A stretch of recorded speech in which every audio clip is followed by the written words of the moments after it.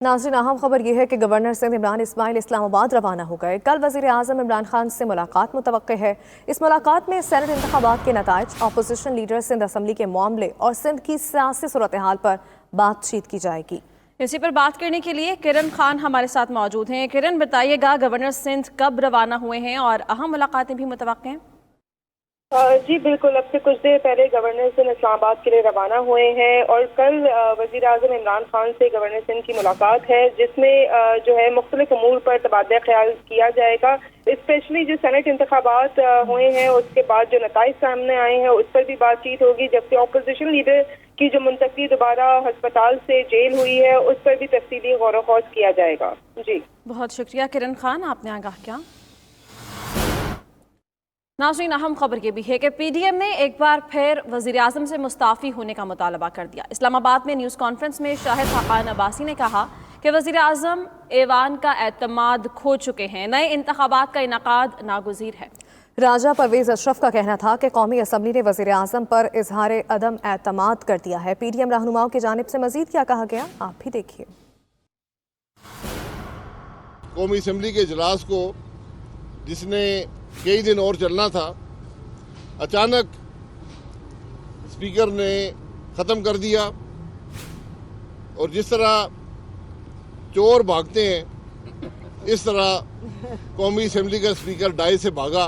कल की जो शिकस्त इस हुकूमत को हुई है, हुकूमत बौखलाहट का शिकार है। हुकूमत के पास आज अक्सरियत नहीं है।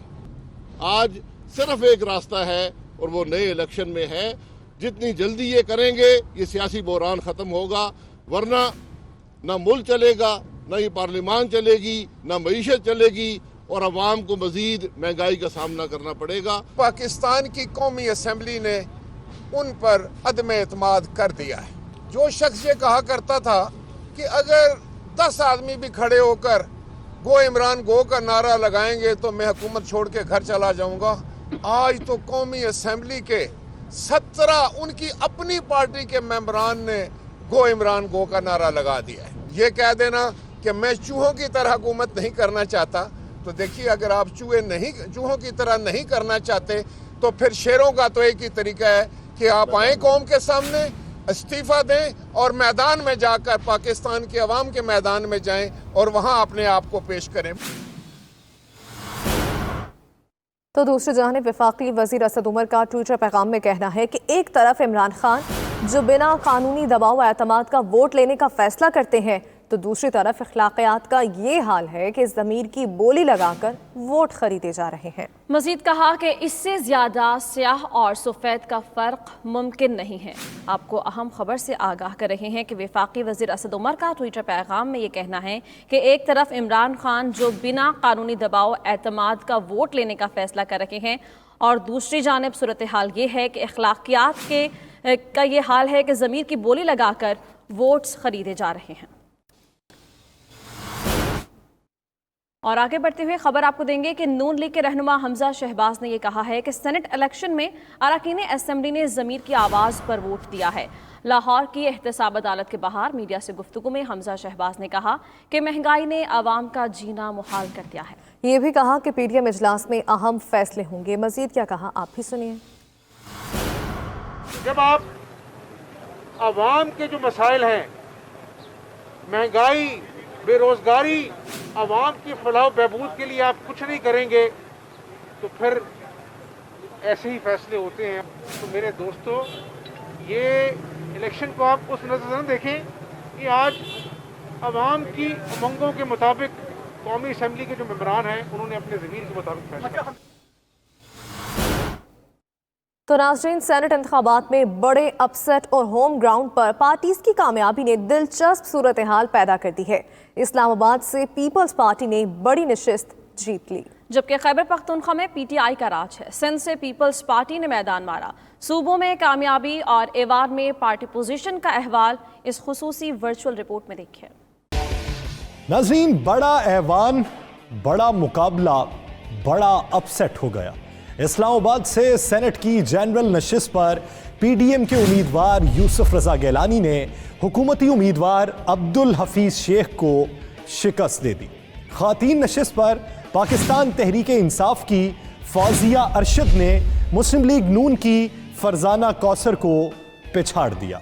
अब कुछ बात की जाएगी सिंध की 11 नशिस्तों की, जिस पर 7 नशिस्तें पाकिस्तान पीपल्स पार्टी के नाम रहीं।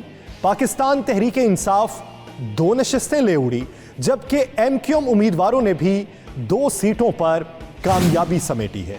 खैबर पख्तूनख्वा असेंबली की 12 नशिस्तों की बात करते हैं जिस पर इंतखाब हुआ, और होम ग्राउंड पर पाकिस्तान तहरीक इंसाफ के उम्मीदवारों ने कमाल दिखाया है। तहरीक इंसाफ ने 10 सीटों पर कब्जा जमाया है। JUI फे और ANP को एक सीट मिल सकी है। बात अब कुछ करेंगे बलूचिस्तान की। वहां पर भी 12 सीटों में कांटे का मुकाबला हुआ। बलूचिस्तान अवामी पार्टी ने 6 नशिस्तें जीती हैं और JUI फे को 2, बलूचिस्तान नेशनल पार्टी मेंगल को 2 सीटें मिली, जबकि ANP को 1 सीट मिली और सूबे में एक आजाद उम्मीदवार ने भी सीट जीत ली है। कुछ बात करेंगे पंजाब की, जिसमें पहले ही तमाम उम्मीदवार बिला मुकाबला कामयाबी समेट चुके हैं। सूबे से मुस्लिम लीग नून को 5 सीटें मिली, तहरीक इंसाफ को 5 मिली और काफ लीग को 1 सीट मिली। तहरीक इंसाफ अब 26 सीटों के साथ ऐवान बाला की बड़ी जमात बन चुकी है। ऐवान बाला में पाकिस्तान पीपल्स पार्टी की बात की जाए तो उसके पास 20 सीटें हैं। पाकिस्तान मुस्लिम लीग नून 18 सीटों के साथ ऐवान में मौजूद है। बलूचिस्तान अवामी पार्टी 12 नशिस्तों के साथ 4थे नंबर पर मौजूद है।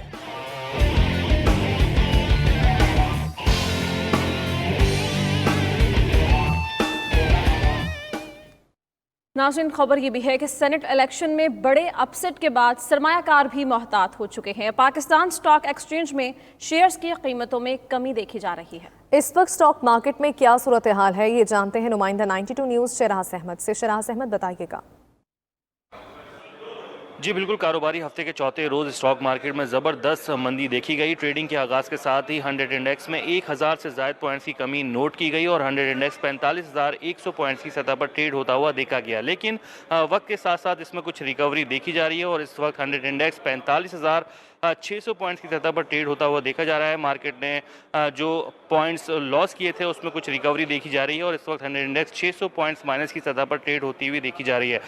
स्टॉक माहिरीन से हवाले से हमारी बातचीत हुई तो उनका यही मौक़िफ़ है कि गुज़िश्ता रोज़ इलेक्शन की वजह से कुछ अनस्टेबिलिटी जो है वो देखी गई। अदम एतमाद की वजह से सरमायाकारों की जानिब से शेयर्स की ख़रीदारी के बजाय फ़रोख्त को तरजीह दी जा रही है और इसी वजह से हमने देखा कि ट्रेडिंग के आगाज़ के साथ ही स्टॉक मार्केट में गिरावट का जो सिलसिला है वो देखा जा रहा है। साथ ही साथ ये भी कहा जा रहा है कि आने वाले दिनों में तवक्कुआत माहिरीन की कि आने वाले दिनों में जो स्टॉक मार्केट की परफॉर्मेंस है वो बेहतर होगी। वोट ऑफ कॉन्फिडेंस के ऐलानात के बाद कुछ हलचल ज़रूर नज़र आ रही है स्टॉक मार्केट में और आने वाले दिनों में उम्मीद की जा रही है कि स्टॉक मार्केट एक मरतबा फिर इजाफे की तरफ राग़िब होगी। शेयर्स की ख़रीदारी पर जो है वो तवज्जो दी जाएगी और इसीलिए एक्सपेक्टेशंस सरमायाकारों की जानिब से यही की जा रही है कि आने वाले दिन स्टॉक मार्केट के लिए बेहतर साबित होंगे। जी